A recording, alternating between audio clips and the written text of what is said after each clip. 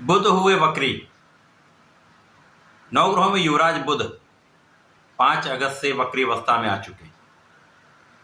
अब चूंकि ये सौम्य ग्रह हैं, सेंसिटिव प्लैनेट है, तथा सबसे महत्वपूर्ण ये है कि अपना संपूर्ण प्रभाव, चाहे वो अच्छा प्रभाव हो अथवा वो नकारात्मक प्रभाव हो, संपूर्ण प्रभाव अति शीघ्र प्रदान कर देते हैं।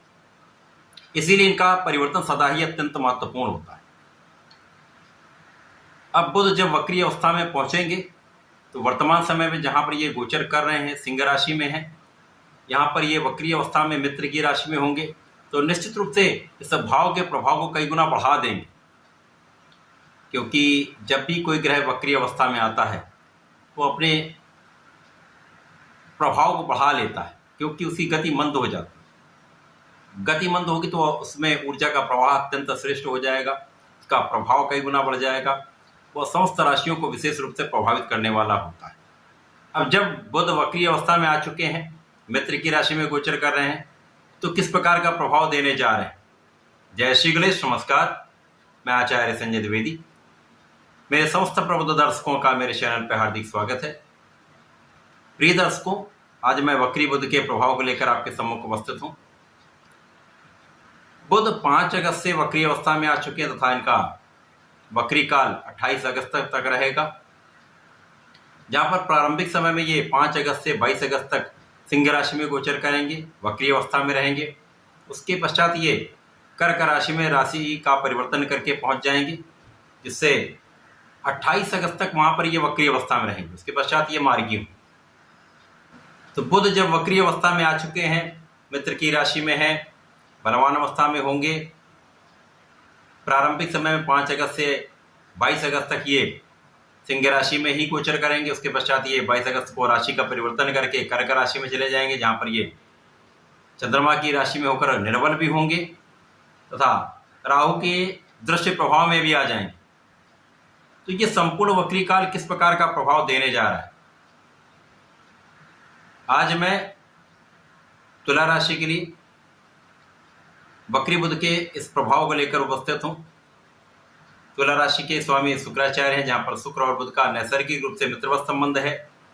यदि अवलोकन करें तो वर्तमान समय में सिंह राशि में शुक्र का भी गोचर चल रहा है, जिसके कारण शुक्र और बुध का महालक्ष्मी योग बना हुआ है।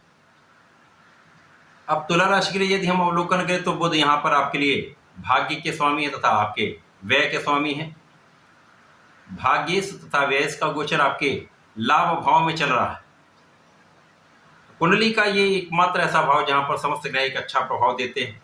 अब बुध तो यहाँ पर मित्रोत भाव में भी हैं, मित्र की राशि में भी हैं तथा यहाँ पर लग्नेश के साथ में गोचर कर रहे हैं, विशेष स्थिति बन रही। तो बुध का ये वक्री काल 5 अगस्त से लेकर 22 अगस्त तक जब यहाँ पर ये लाभ भाव में रहेंगे तो विशेष रूप से प्रभावी रहने वाला है। क्योंकि इस संपूर्ण जगत में बुध एकमात्र ऐसे ग्रह हैं जिनका समस्त क्षेत्रों में अपना संपूर्ण प्रभाव है।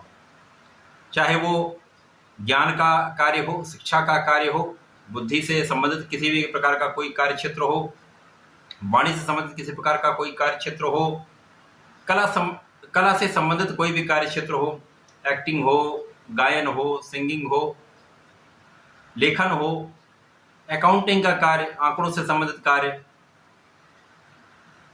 व्यापार कोई भी हो, चाहे वो छोटा व्यापार हो या बड़ी इंडस्ट्री हो, शोरूम हो, समस्त क्षेत्रों में बुध का संपूर्ण प्रभाव होता है। अब यहां पर तुला राशि के जो ऐश्वर्य वैभव की राशि है, धन संपदा की राशि, वहां पर लक्ष्मी योग आपके लाभ भाव में निश्चित रूप से एक महा लाभ का योग यहां पर बनेगा। आपका लाभ कई गुना बढ़ जाए, मल्टीप्लाई हो जाएगा। जो आपकी इनकम आ रही थी उससे ये कई गुना बढ़ जाएगी। चाहे वो आप नौकरी के भाव से प्राप्त करें या आप व्यापार से प्राप्त करें या अपने प्रोफेशन से प्राप्त करें, लेकिन आपके धन में यहाँ पर वृद्धि 100% होगी, आपकी इनकम में वृद्धि 100% होगी। हाँ, यहाँ पर कुछ व्यय भी बढ़ सकते हैं। आपके विशेष ज्ञान में वृद्धि के लिए व्यय हो सकता है, आपकी यात्राओं में कुछ आपका व्यय हो सकता है, यात्राएं आपके लिए लाभान्वित करने वाली होंगी।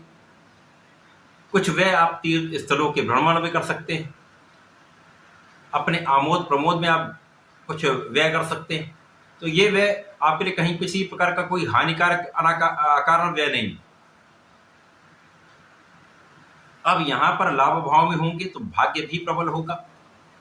मित्र की राशि में होकर बलवान अवस्था में है तो भाग्य की प्रबलता प्राप्त होगी, तो आपके रुके हुए कार्य भी बनेंगे। जिस कार्य क्षेत्र में आप हैं उस कार्य क्षेत्र में प्रगति का संपूर्ण अवसर आपको मिलेगा। व्यापारिक भाव में वृद्धि हो जाएगी, विस्तार हो जाएगा। विशेष रूप से यहाँ पर कला क्षेत्र के जातकों के लिए बड़ा समय है।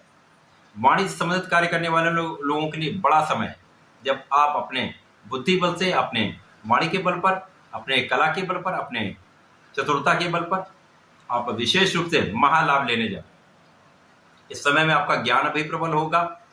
शिक्षा ज्ञान से विशेष लाभ भी मिलेगा। शिक्षा प्रतियोगिता में संपूर्ण सफलता मिलेगी। जो लोग प्रतियोगिता परीक्षा की तैयारी कर रहे हैं उनको यहाँ पर सफलता का संपूर्ण योग बन रहा है। संतान प्राप्ति का भी योग है, तो यहाँ पर प्रेम संबंधों के लिए यह समय अच्छा है। लाभ भाव का महालक्ष्मी योग महाधन का लाभ कराने वाला है। भाग्य का संपूर्ण साथ मिलने वाला है। लोगों का सहयोग प्राप्त होगा। इस समय में आपका चहुंओर से कार्य बनेगा तथा आपको चहुंओर से लाभ भी मिलेगा। अब यहां पर यदि हम अवलोकन करें तो 5 अगस्त से 22 अगस्त तक स्थिति अत्यंत प्रबल है। उसके पश्चात जब ये लाभ भाव से आपके कर्म भाव में गमन करेंगे, जब 22 अगस्त में भी ये इनका गमन कर्म क्षेत्र की होगा तो कर्म क्षेत्र विस्तृत होगा। परंतु जब ये राशि परिवर्तन करके आपके कर्म क्षेत्र में पहुंच जाए तो चंद्रमा की राशि में निर्बल भी होंगे तथा राहु के प्रथम दृष्टि के प्रभाव में आ जाएंगे। अब राहु के प्रभाव में जब बुध आएंगे तो कहीं ना कहीं जड़ दोष का एक प्रभाव तो मिलेगा, परंतु दशम भाव है, यहाँ पर किसी शुभ ग्रह का प्रभाव भी आपको नहीं प्राप्त हो पा रहा है, केवल राहु की दृष्टि प्रभाव में है। तो यहाँ पर कार्य क्षेत्र में विवाद की स्थिति दिखती, कुछ उथल पुथल जीवन में मचने वाला है। 22 अगस्त से 28 अगस्त का जो समय है वक्री काल का है, यहाँ पर कार्य क्षेत्र में भी उतना सहयोग नहीं मिलेगा। चाहे वो उच्चाधिकारी हो, चाहे आपके सहकर्मी हो, चाहे व्यापार में आपके साथ में काम करने वाले लोग हों, सहकर्मी हो, वहां पर पूर्ण रूप से आपको सहयोग प्राप्त नहीं हो। कहीं ना कहीं से कुछ विवाद की स्थिति बनेगी। यदि आप पार्टनरशिप में काम कर रहे हैं, साझेदारी में कुछ कार्य कर रहे हैं, व्यापार कर रहे हैं, तो विशेष रूप पर वहां पर आपको सजग रहना होगा। वहां पर धोखे की संभावना रहती। यद्यपि यहां पर राहु और बुध का जब भी प्रभाव बनेगा कर्म क्षेत्र में, तो वहां पर बुद्धि बल श्रेष्ठ हो जाता है, कूटनीतिक भाव प्रबल हो जाता है। जो लोग राजनीति से संबंध रखते हैं विशेष रूप से उनके लिए अत्यंत लाभकारी समय। परंतु ध्यान कहाँ रखना है? ध्यान रखना केवल अपने वाणी पर, अकारण नहीं बोलना है, सोच विचार कर बोलना है, नहीं तो विवाद की संभावना होगी। इसी प्रकार से बुद्धि का उपयोग करें, लेकिन बहुत सोच विचार कर अपने बुद्धि का उपयोग करके तब काम करें तो विशेष लाभ है। यद्यपि यहाँ पर राहु का जो गोचर चल रहा वो शनिदेव की नक्षत्र में चल रहा है, तो राहु पर शनि का प्रभाव है, जस्टिफाइड होंगे आप। परंतु कहीं ना कहीं राहु का जो एक नैसर्गिक नकारात्मक प्रभाव होता है वो भी प्राप्त होगा।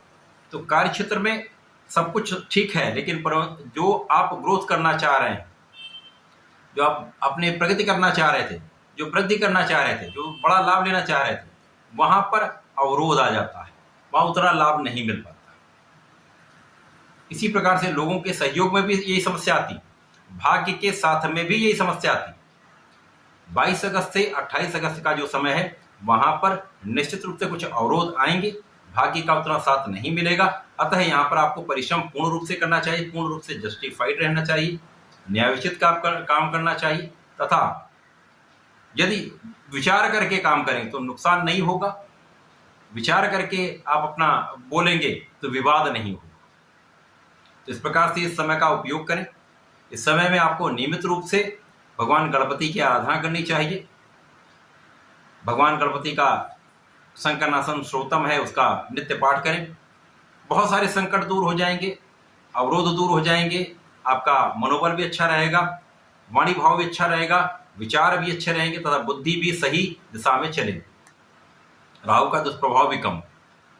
इसी प्रकार से नित्य यदि सूर्यदेव को जल देते हैं तथा भगवान भोलेनाथ पर प्रत्येक शुक्रवार को जलार्चन करके बेलपत्र का अर्पण करते हैं, दूर्वा का अर्पण करते था, मंदार पुष्प का अर्पण करते हैं, तो राहु का दुष्प्रभाव भी कम होगा, आपको विशेष लाभ भी मिलेगा, आपका ऐश्वर्य वैभव भी बढ़ेगा, कार्य क्षेत्र में प्रगति अवश्य हो। तो ऐसा करके समय का लाभ लें। धन्यवाद, नमस्कार।